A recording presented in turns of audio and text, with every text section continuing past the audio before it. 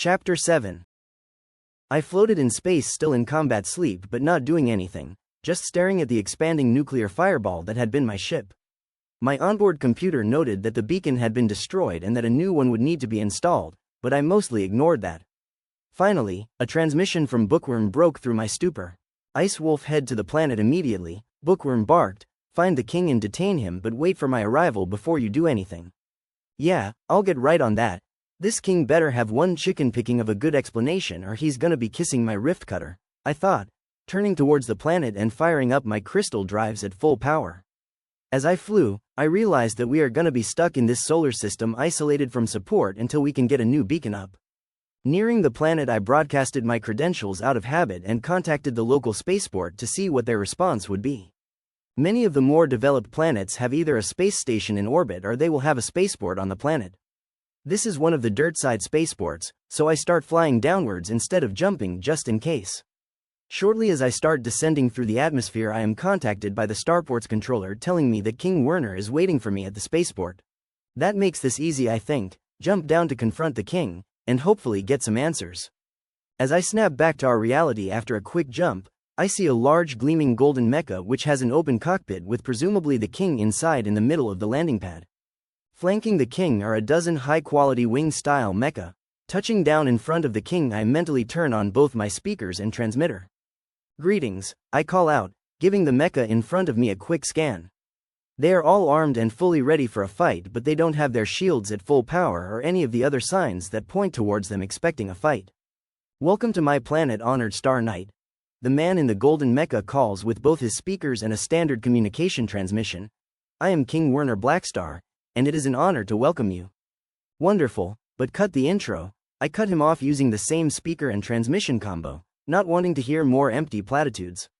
We were ambushed at the jump point entering this system. Our jump ship and the jump beacon were destroyed as soon as we entered. What's going on in this system? What? The king says, sounding shocked. This a tragedy? Who attacked you? The king says as his mecha and his guards come to life from their parked states. I was still pretty shaken and I really shouldn't have said this out in the open, but I was rattled and wanted to see his reaction, and scanning around I can see that a large crowd and a group of hover cars were lined up to the side of the landing pad. I was worried that the government was the one who launched the attack, but seeing this many people and government flunkies waiting to greet us at the spaceport eased my worry. Turning my thoughts back to the king, I say, we don't know who attacked us. The attack was carried out by unmanned suicide drones that didn't transmit anything, but first order of business is to replace the jump beacon, and find out who was behind it. I am suddenly cut off by a sky-shattering call of, Blackstar. Scanning upwards I see Bookworm blasting full speed at the king out of the sky. What is that? As all the king gets out before Bookworm unleashes a full alpha strike with everything he has into the king's mecha. The king's mech is no slouch. Its shields stop the blast but not the enraged mecha that slams into it like a very angry meteor. The shields of Bookworm mecha flash brightly from the impact, but Bookworm is a brick knight, which means a star knight that specializes in shielding. With a loud screech, the king is flung off its feet and the two mechas scrape across the landing pad in a shower of light and sparks. Ground cars and hover trucks are hurled aside by the two mechas' flashing shields as they plow through several parked vehicles and a bunch of containers, some of which explode. Finally, the shields on the king's wing give out and it plows into the surface of the landing pad. With a roar of, "Die, you bastard," Bookworm leaps up off the other mecha and unleashes another full power blast with every weapon on his blade, reducing the once gleaming mecha into a large smoking crater. This battle takes only a few seconds to play out and all I can do is stare stupidly. The royal guards are the first to react, leaping into the air and powering up their plasma cannons to fire into Bookworm. Bookworm simply soaks up the incoming fire with his shield, then turns his plasma repeaters onto the royal guards. With no regard for collateral damage, he sprays streams of plasma bolts into the royal guards' mecha, taking them down one by one, simply ignoring their return fire. Seeing one of the royal guards flying in front of the large crowd, I jump in between the crowd and the blasts of fire from Bookworm's vicious attack and use my mecha to block the attack. Check your fire, there are civilians here, I transmit to Bookworm as I take careful aim and blast one of the guards out of the sky. I open up on the remaining guards, wanting to put an end to this fight as quickly as possible despite not being sure I'm on the right side. As the last of the royal guards fall, I look around and see a hover car break free of the mob and race towards the crater that held the former king. What the hell was that? Transmitting to Bookworm, turning to face the red-painted Starblade holding my nominal mentor. The king was behind the attack, Bookworm says, turning and tracking the hover car. How could you possibly know that? I had just arrived and was talking to him before you attacked and killed him. I send back. He was a black star, Bookworm replies dismissively. My mecha receives Bookworm's scan of the hover car that had pulled up to the crater, my computer registering that one Helen Blackstar, current princess of the planet, was inside the hover car. In my combat sleep state, sometimes the onboard computer liked to feed me random info instead of a full flashback in combat sleep. King Werner Blackstar and his daughter Helen Blackstar are protected by the shield of the Star Knights under the authority of Iron Hawk, deceased. It looks like Werner's father had been a Star Knight himself. Zort, you just killed King Werner. He had a Star Knight shield and you did it with no investigation. How do we know he was behind it? I yell into the transmitter with my dreaming mind. I just do. Now to finish the job, Bookworm says, pointing his plasma repeaters at the hover car. My knight feeds me the info that Helen Blackstar, the princess, is currently in the driver's seat of a lightly shielded hover car. Zort that, I say, jumping in front of her car just as Bookworm opens up. Luckily my shields are almost at full power and I can easily shrug off the stream of bolts. Stand down, we are not killing some girl who might have been connected to an attack, I shout. We are setting the beacon back up and calling in the eyes to do an investigation before killing anyone else. I say, turning my blade's glare onto Bookworm. Out of my way, trainee knight, Bookworm growls back. I'm ending this now, that family dies today. He says, pointing his mecha's guns at me. There we stood facing off against each other across the flaming crater, holding the remains of this planet's king and his mecha. I can't let you do this, Bookworm. I transmit.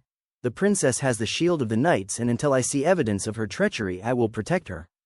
Get out of my way, awakened knight, Bookworm transmits, emphasizing my rank. I am your mentor, so get out of my way and let me finish this. My mind whirls as I stare down my teacher through my mecha's main camera, staring at his imposing red mecha completely unhurt from his fight with the king and guards.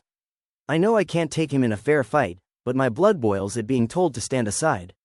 Deciding to go for broke to try and make him back down, I make my mecha stand up straight and thrust his arms out to the sides, adopting the ancient battle stance of the T pose, the ultimate sign of defiance.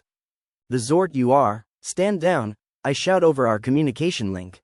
At first it seems to work as Bookworm's mecha lowers its arms, then he responds, you leave me no choice, Bookworm says with a sad tone in his voice. Override code X6F35 Zitoy, bad baby. With a sudden jerk, I'm back in my meat body. The Zort Muncher had just entered the override code to my inhibitor chip, locking me out of combat sleep, and worse, it also locked up my mecha. This was absurd, and in no way was I going to let him get away with this. To Zord with him, I bellow out, pulling free of my chair's connections. I decided I will rescue the princess and to the great star goat with Bookworm.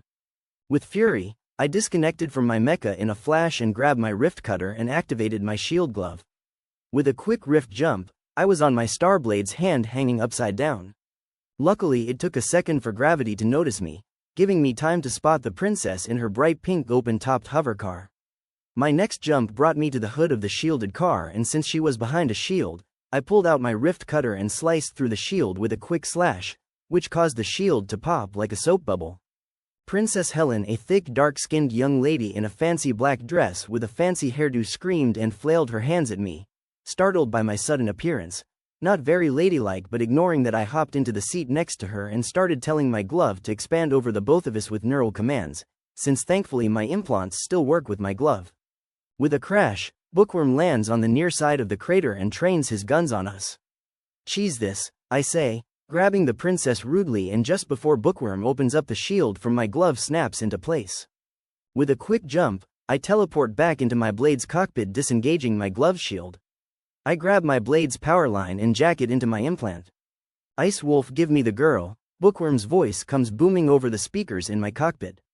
Ignoring him, I activate my blade's backup manual controls, finding I have very little control. I can't move, can't fight back, and even the jump assist is offline, but I can hook back into the blade's power grid and cameras, and that's all I need. With a swift command, I activate a program I had programmed into my Starblade personally, that when activated, cut all trackers on my mecha. Then I looked through the cameras and with a roar of effort, jumped us into the sky.